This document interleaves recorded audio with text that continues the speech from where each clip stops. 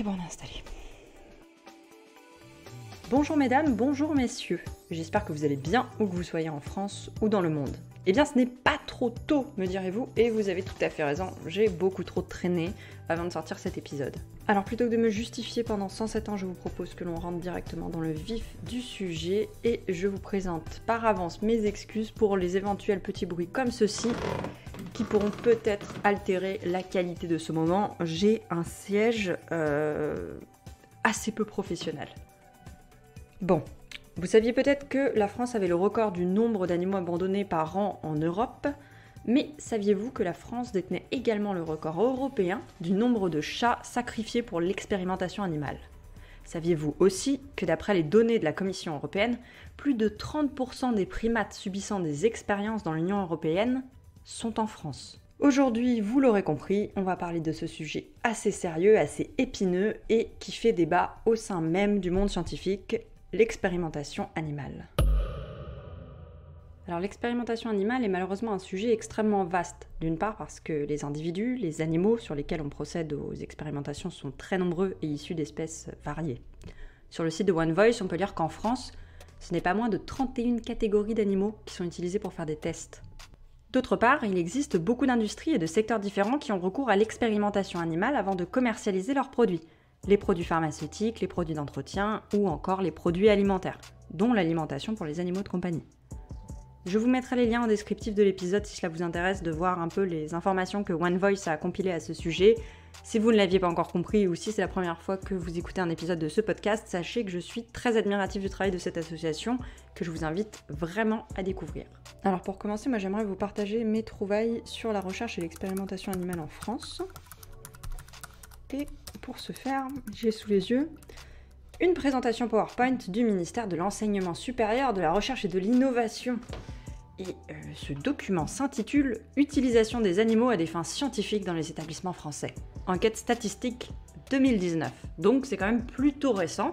Par souci d'honnêteté intellectuelle et de transparence, je vais quand même vous lire ce qui est précisé en préambule, à savoir l'enquête prend en compte tous les animaux sortis d'une procédure en 2019, mais le dénombrement porte sur les utilisations.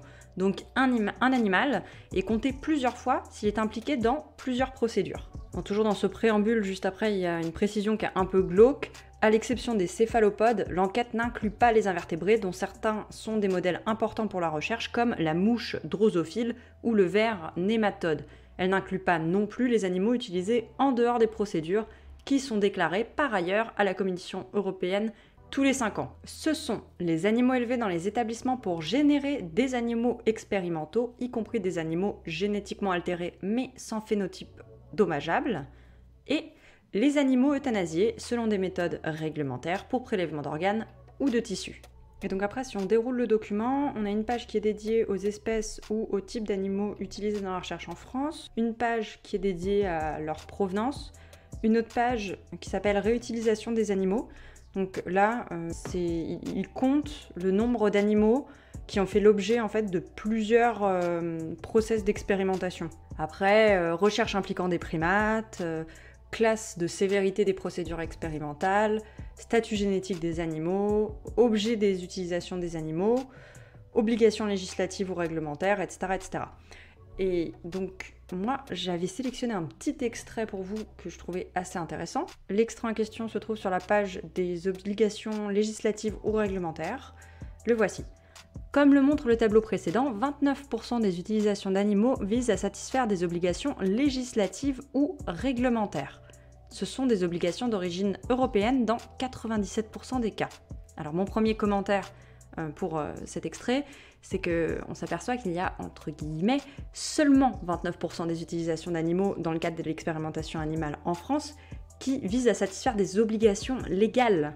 Alors, sauf erreur de ma part, ce que l'on peut en conclure, c'est que le reste, les 71% en restant, c'est de l'expérimentation animale de confort, si je puis me permettre. Ensuite, le document précise que la grande majorité de ces utilisations, à hauteur de 73%, sont liées à la validation de médicaments à usage humain ou vétérinaire, en incluant les vaccins. Sujet plutôt d'actualité en 2021. Maintenant, si on veut dézoomer un petit peu et avoir une vision plus globale de l'objet des utilisations des animaux dans l'expérimentation animale, donc les raisons pour lesquelles on y a le plus fréquemment recours. À hauteur de 41%, on voit que c'est pour la recherche fondamentale, 29% pour ce qu'on vient d'évoquer, donc la mise au point, production, les essais de qualité et d'innocuité de médicaments ou d'aliments, et enfin 23% pour les recherches appliquées. Après, il précise, les autres objets d'étude représentent beaucoup moins d'utilisation, 7% en tout. La maintenance de colonies d'animaux génétiquement altérés représente 3% des utilisations, l'enseignement et la formation d'une part, et la recherche à des fins de conservation des espèces d'autre part, représentent chacun 2%. Voilà, ça c'était pour planter le décor. Je voulais simplement partager avec vous le fruit de mes recherches. Vous pouvez facilement retrouver ce genre d'informations en ligne. C'est étonnamment pas si difficile que ça à trouver. Mais maintenant, ce sur quoi j'aimerais qu'on se focalise, c'est la plateforme Silab. Silab, S-I-L-A-B-E. Et il s'agit d'un établissement qui dépend de l'université de Strasbourg. Cet établissement, je me suis penchée dessus après avoir lu le 100e numéro du magazine Noé, qui est édité par l'association One Voice encore une fois. C'était le numéro du mois d'avril 2021.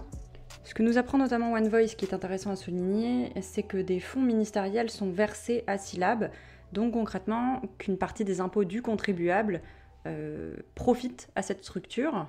Dans le magazine, on peut lire que chaque année, les singes venus de Maurice ou d'Asie y sont débarqués, triés, puis vendus au gré des besoins à des laboratoires, notamment d'Allemagne, du Royaume-Uni ou d'Italie. Normalement, à partir du 10 novembre 2022, la loi européenne va évoluer. Les primates utilisés à des fins scientifiques devront provenir exclusivement d'élevage ou de colonies entretenues, sans apport d'effectifs extérieurs.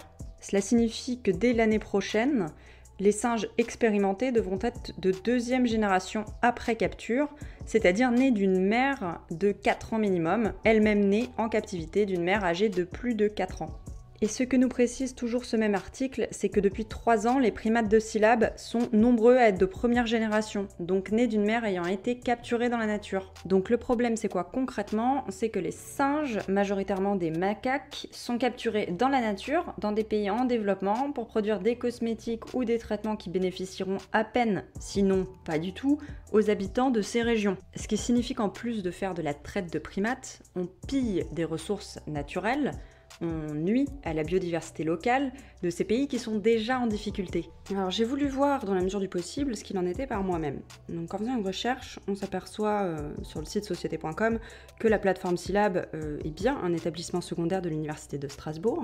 Et lorsque l'on se rend sur leur site internet directement, on peut lire en anglais dans la section à propos que Silab propose une vaste gamme de bioproduits primates non humains. Il est également précisé que Silab propose des services et des solutions sur mesure pour soutenir les projets de recherche et que les bioproduits sont issus de primates de différentes espèces, de différents âges, sexes et origines, et qu'ils sont d'ores et déjà disponibles. Pour avoir accès aux détails des bioproduits proposés par Silab, il faut créer un compte et donc s'inscrire, s'identifier, mais sur le site principal, ils indiquent tout de même que ce qu'ils vendent, c'est notamment du sang, du sérum, du plasma. Dans les questions fréquentes, on retrouve des informations pratiques, par exemple la marche à suivre si l'on souhaite un produit qui n'est pas listé dans le catalogue, les modalités de livraison à l'international. On parle de volume, de service, d'échantillons. Et ce qui est assez frappant, c'est la façon dont sont présentées les informations, qui nous ferait presque oublier que lorsque l'on parle de bioproduits, on parle d'êtres vivants, ici en l'occurrence de singes. En creusant un peu, j'ai atterri sur le site primatologie.unistra.fr. On y découvre des vidéos de présentation de différentes personnes qui travaillent dans ce centre, la directrice, la responsable du bien-être animal, la directrice de la recherche en comportement, etc. Nous sommes ici au Fort Foch, qui héberge le centre de primatologie de l'Université de Strasbourg et la plateforme Silab associée. Ces deux entités ont pour mission donc d'observer et d'utiliser les primates à des fins scientifiques. Le centre de primatologie va dédier ses activités de recherche à l'éthologie, à l'étude de comportement sur les 9 espèces présentes sur le site. La plateforme Silab va être plutôt orientée sur les services à la recherche biomédicale qui vont plutôt intéresser 4 espèces, principalement des macaques, comme vous les voyez ici, et qui vont donc être proposées aux laboratoires européens. La personne que vous venez d'entendre, c'est Fanelly Van Aert, la directrice de la plateforme Silab. Dans la même vidéo, on peut entendre s'exprimer Hélène Meunier, directrice de la recherche en comportement au Centre de primatologie. Je suis éthologue, donc j'étudie le comportement des animaux, et je suis primatologue, donc j'étudie le comportement des primates. Et donc encadrer, coordonner cette recherche, en fait, c'est encadrer surtout beaucoup d'étudiants en master, en thèse, accueillir, coordonner des postdoctorants ou des chercheurs français ou qui viennent de l'étranger pour étudier nos singes ici au Centre de primatologie, qui est quand même un lieu assez unique en Europe pour les conditions d'observation qu'il propose. Ici, je vais me permettre de compléter ce que dit Madame Meunier avec ce qui figure sur le site web du Centre de primatologie. En fait, le centre ne reçoit pas seulement des chercheurs, mais également des personnes en formation, et notamment des soigneurs animaliers. Là, je vous avoue que j'ai tendance à me dire qu'on est quand même un peu loin de l'expérimentation animale inévitable pour le progrès de la médecine et pour la santé humaine. C'est quand Yves Larmé, professeur à la faculté des sciences de la vie, intervient dans la vidéo que l'on comprend mieux le business model de Silab. L'activité principale de l'université, c'est la recherche en éthologie. C'est une activité qui est très coûteuse. Et donc parce qu'il faut entretenir les singes sur des dizaines d'années, puisqu'ils vivent bien au fort et leur durée de vie est de 20 à 30 ans. Eh bah oui, ça vit longtemps un singe en captivité. Alors pour que l'on puisse former des vétérinaires, des soigneurs et s'amuser à les observer, ça coûte des sous.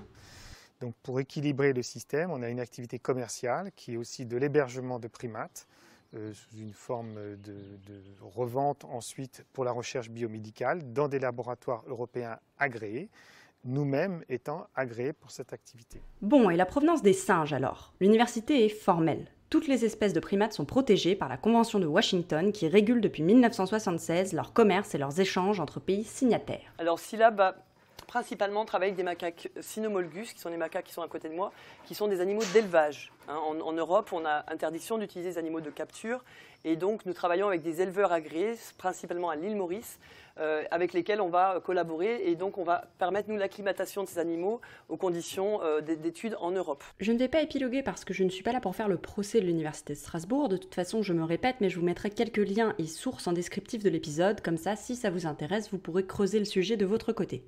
Maintenant qu'on a survolé le paysage de l'expérimentation animale en France et qu'on a vu l'exemple de la plateforme Silab, j'aimerais vous parler d'un bouquin très intéressant et qui explore la question de l'expérimentation animale sous l'angle de la dite utilité générale. Le livre s'appelle « Le projet Grand Singe ». Alors l'idée c'est quoi? Gorilles, chimpanzés, bonobos, orang-outans, que nous allons réunir sous les termes de grands singes, ont une intelligence et une sensibilité proches de celle de l'homme. Et pour cause, inutile de rappeler que le singe n'est pas l'ancêtre de l'homme, mais que les deux partagent un ancêtre en commun. Hommes et singes sont donc des espèces animales cousines qui appartiennent à la division des primates. De ce constat est né le projet Grand Singe dans les années 90 à Londres, initié notamment par le philosophe et universitaire australien Peter Singer. Le projet s'est bâti autour d'une déclaration des droits des grands singes pour laquelle se sont réunis de nombreux spécialistes, des philosophes, des primatologues, des éthologues, des biologistes, etc. Et d'après l'ensemble de ces experts, les grands singes méritent de disposer de plus de droits du fait de leur similitude avec nous autres, les humains. Ce courant de pensée et les propositions qui en découlent ont été compilés dans un livre par Paola Cavalieri et Peter Singer, et l'ouvrage fait intervenir de nombreux collaborateurs à travers 31 essais qui s'appuient sur des observations et des recherches scientifiques. Ici, mon but, ça va pas être de vous expliquer pourquoi les singes méritent d'être aimés, d'être protégés, pourquoi ils nous ressemblent, etc. C'est un autre sujet, un sujet à part entière, mais vraiment de s'intéresser à la question de l'expérimentation animale sur les singes. Je vais me permettre de vous lire des extraits du chapitre 17. L'idée est que l'expérimentation animale est la pierre angulaire de la biologie médicale actuelle, et qu'elle est le fondement d'un grand nombre d'avancées technologiques dans le domaine de la santé. Que son abolition se traduirait, de manière indirecte, par des souffrances humaines incalculables, le progrès de la science médicale étant de ce fait interrompu, que par conséquent, notre niveau de vie actuel s'en trouverait considérablement dégradé. Une conception utilitaire aussi abrupte peut être contrée à la fois sur le plan empirique et sur le plan théorique. Sur le plan empirique, on peut mettre en doute le besoin de la médecine moderne en matière d'expérimentation animale. Au cours de ces dernières décennies, de nombreuses méthodes alternatives d'exploration des organismes vivants ont vu le jour. Et certains scientifiques affirment que ces méthodes permettraient de remplacer toutes les expérimentations actuellement effectuées sur des animaux vivants. Naturellement, peut-être certaines expériences menées sur les chimpanzés, les gorilles ou les orang-outans sont-elles irremplaçables. Mais il se peut tout aussi bien que ces expériences ne soient considérées comme irremplaçables que par des scientifiques ne disposant pas des informations adéquates à propos des méthodes d'expérimentation substitutives. Si c'est le cas, alors l'abandon des expérimentations sur les grands singes non humains n'entraînerait pas, ou presque pas, de souffrances humaines. Du point de vue de la théorie, ce qui coince dans cette conception utilitaire des choses, c'est son attachement implicite au statu quo social. Il est vrai sans aucun doute que la reconnaissance et la mise en pratique de la déclaration sur les grands singes auraient des conséquences sur le mode de vie d'un grand nombre d'êtres humains. Mais cette considération en elle-même ne milite pas contre la déclaration. L'abolition de l'esclavage s'est traduite indiscutablement par un bouleversement du mode de vie des esclavagistes, mais cela n'enlève rien à la validité de la nouvelle législation. Il faut dénoncer les aménagements sociaux injustes et immoraux, même si cela doit se traduire par des inconvénients tangibles pour ceux qui en ont jusqu'alors profité aux dépens des autres. Il me semble que je n'ai pas besoin de plus pour conclure cet épisode, j'espère qu'il vous aura appris des choses, n'hésitez surtout pas à aborder ces sujets autour de vous, le changement commence toujours par la prise de conscience. Sur ce, je vous dis à la prochaine et prenez soin de vous.